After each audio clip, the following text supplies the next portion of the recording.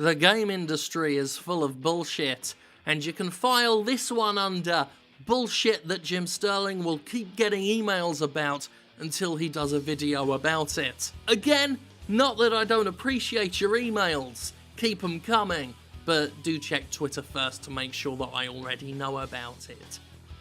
Please. For this particular topic, I crave your forgiveness for my ignorance in certain aspects. I have played Guild Wars 2. In fact, Guild Wars 2 is one of the few MMOs that ever held my attention for any length of time, at least more than a week. But that was a long time ago, back when we was fab. By all accounts, a very different game.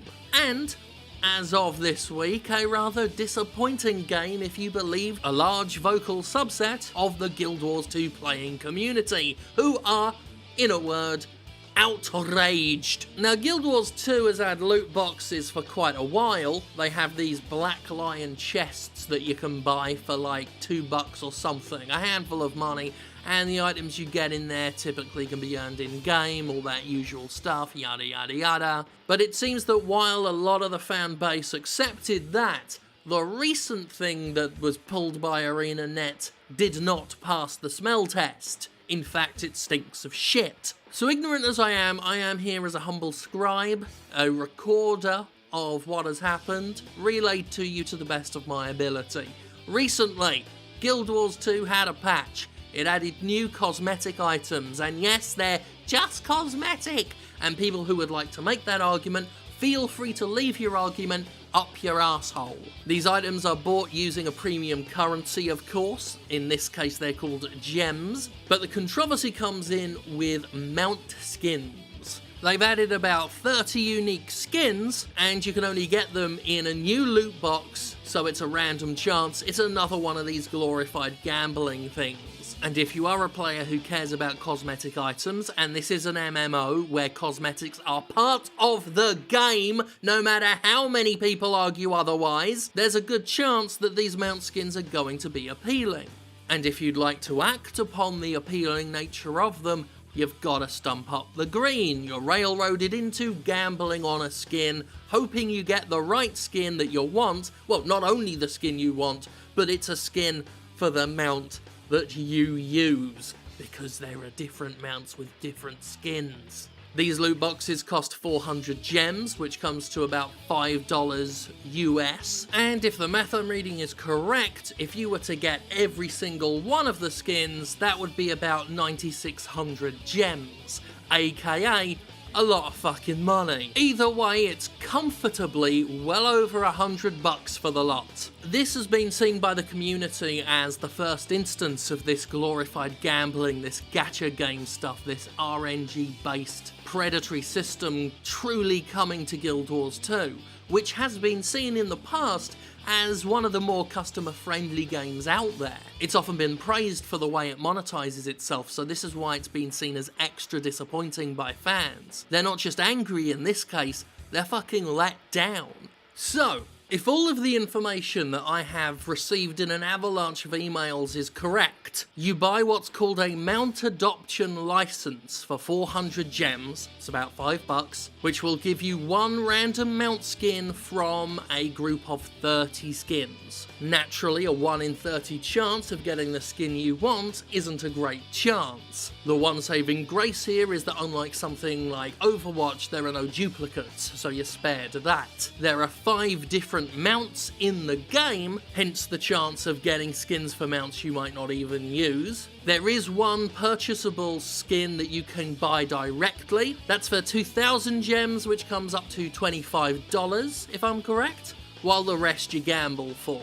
Now, I'm an out-of-towner who doesn't know a lot about Guild Wars 2 these days, but I do know penis, and this is a big bag of dicks, my friends. This game was selling expansions at a premium, this game was already making money from microtransactions, but because this is the year of the fucking loot box, it seems no company, no matter how customer friendly they may outwardly appear, is safe from succumbing to their seduction.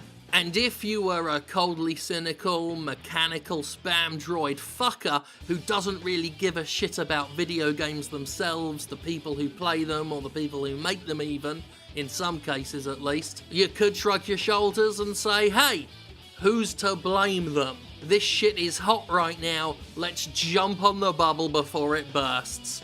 And yeah, from that coldly cynical perspective, it's true, it makes sense to do this. But that doesn't mean you're not a fucking fuck for doing it. And once again, I think this is a perfect example of how microtransactions are now being transformed not into something that could even plausibly be used as an excuse for games are so expensive, which has always rang hollow as an excuse even before loot boxes. Once you start emulating casinos, once you start emulating gambling and using your little fucking virtual currencies to duck around the regulations, once you use entirely predatory game mechanics, you lose even the flimsy excuse you had that games are so expensive to make and maintain. Oh, woe is me. You're greedy.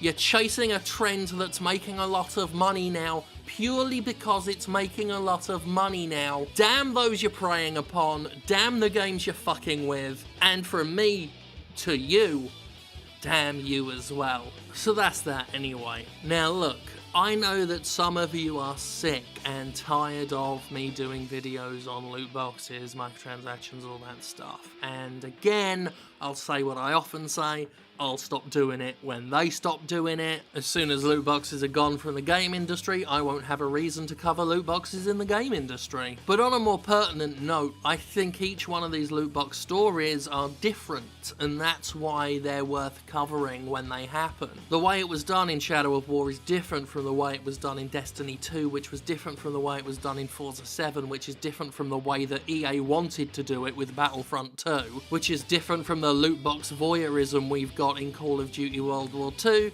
which is different from a game that has been praised for being customer friendly, starting to rely on predatory gambling tactics. Because the industry can't help itself, because it can't stop pushing itself to extremes like cash-oriented Cenobites, I get to be consistently stunned and appalled by some of the total bollocks that's going on right now. I mean, I can already tell you that Monday is going to be another loot box centric episode, and I wanted a breather. I wanted more time between episodes to do one, but someone from Activision Blizzard had to open their fucking mouth, so here we are. The degradation of this industry, at least the AAA side of the game industry, from the beginning of 2017 to here in November 2017 has been astonishing when you think about it. To see the year start with such promise and end with such dystopia.